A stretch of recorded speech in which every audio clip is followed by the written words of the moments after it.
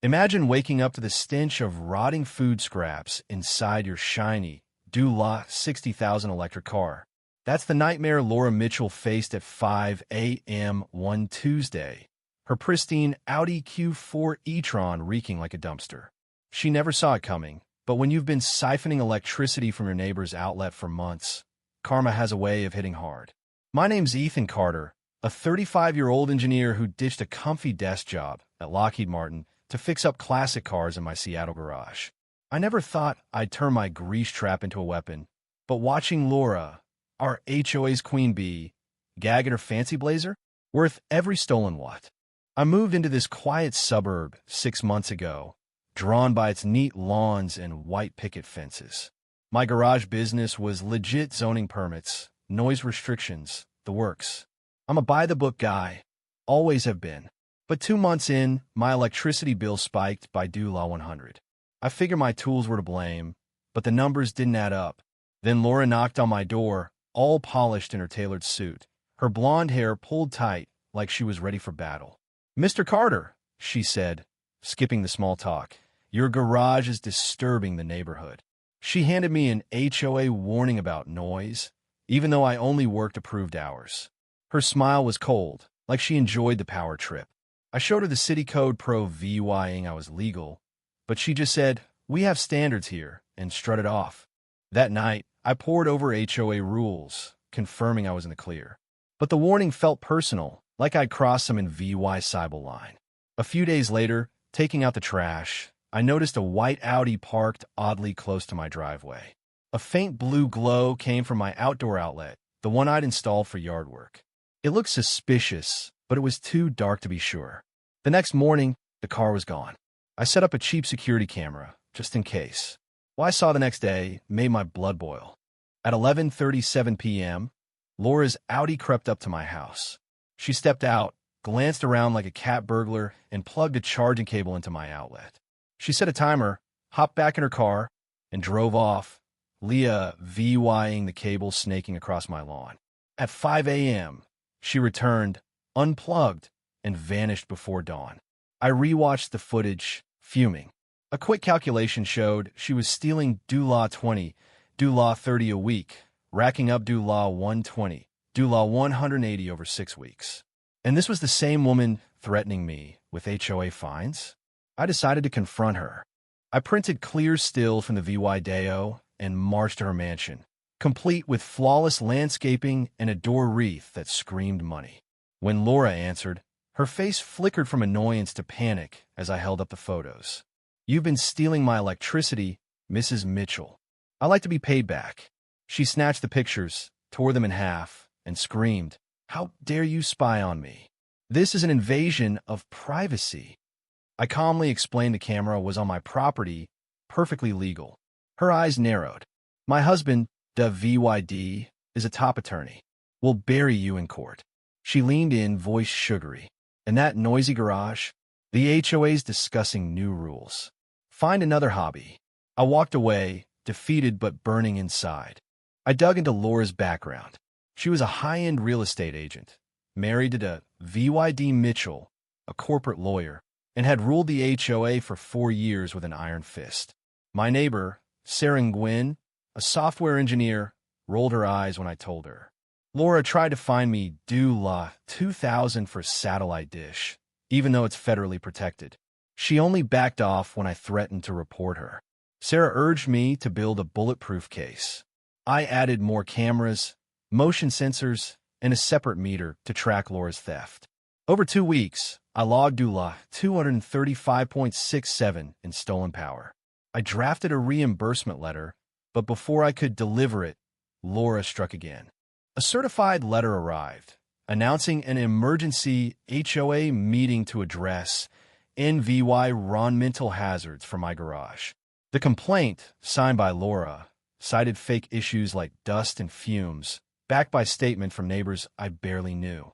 The meeting was in 2 days too soon to prepare properly. At the community center, Laura ran the show, her bored cronies nodding along. Neighbors she'd bullied into submission lied about my garage's noise and smells. When I tried to mention her theft, Laura cut me off, muted my mic, and pushed a vote to investigate banning my business. It passed 8-1, my vote the only dissent. I left feeling crushed. My dream, my livelihood, was slipping away. As I stumbled out, a hand tapped my shoulder. Tom Harrison, a retired cop who lived nearby, whispered, "Don't let her win." Over coffee at a diner, Tom spilled the dirt. Laura had terrorized residents for years: chickens, paint colors, you name it. She's got the board in her pocket and scares the rest, he said. Fight smart, not mad. Sarah texted, offering to help. That night, I caught Laura plugging in again, smirking like she'd already won. That's when I knew polite requests wouldn't cut it. It was time for engineering. I called Sarah and Tom for a war council. Sarah brought cookies and her laptop. Tom brought HOA records and dirt on Laura's past targets. We mapped her tactics: selective rule enforcement, financial shoddiness. Sarah upgraded my cameras with night VY sound and cloud backups, alerting us whenever Laura plugged in. Tom revealed Laura's Portland HOA had accused her of embezzlement, though charges vanished when a whistleblower skipped town. I studied the Audi's charging system, learning its warranty-flagged improper charging or contaminants. My plan? Connect my outlet to my garage's grease trap pump. When Laura charged, it'd bubble up a stench of oil and food scraps. Nothing illegal, just gross. I built the system in days, wiring a sensor to trigger the pump when Laura's car drew power. The smell would hit her Audi's charging port and linger, but dissipate outside. Sarah's cameras recorded every detail, and Tom rallied neighbors fed up with Laura. I hesitated, wondering if I was going too far. My dad always said engineers must act ethically. But when Laura sent a new letter demanding I shut down in 30 days, I flipped the switch. That night, Laura plugged in, and my system hummed to life. At 5:15 a.m., she returned, nose wrinkling as the grease trap's odor hit. She sped off, unaware her Audi was now a rolling stink bomb. By 10 a.m., Sarah sent a photo.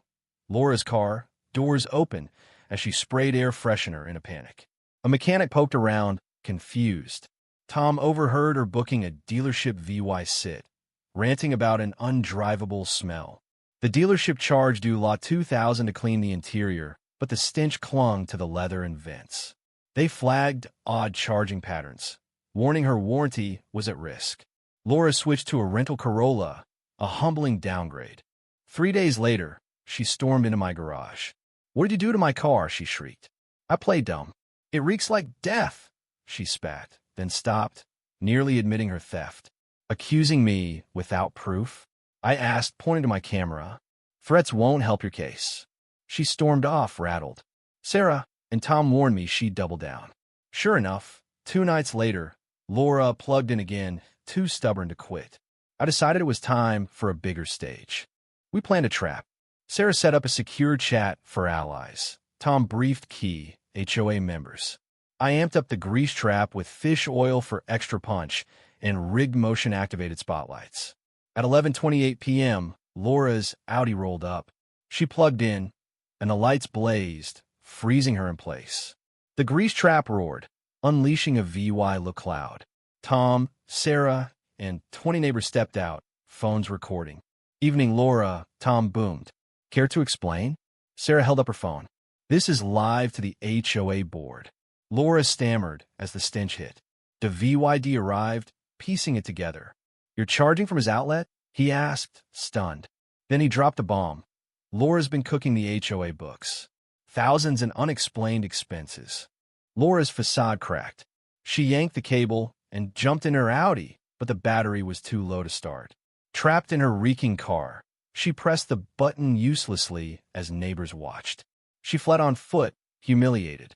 The next morning's HOA meeting was packed. Tom led, presenting our VY Deos, my bills, and a VYD's financial records showing law $48,600 misappropriated, partly for Laura's Audi. The board ousted her unanimously. Tom became interim president, ordering an audit and repayment. The HOA apologized to me, paid for the stolen power, and scrapped Laura's petty rules. Laura's world collapsed. The VYD divorced her. She sold her Audi to cover debts. Neighbors shunned her, and her real estate business tanked. She moved to a tiny apartment, working as a salon receptionista, far cry from her million-dollar deals. Our neighborhood bloomed. Tom's transparent HOA inspired others. Sarah built a public budget tracker. I added an EV charger, charging neighbors fairly.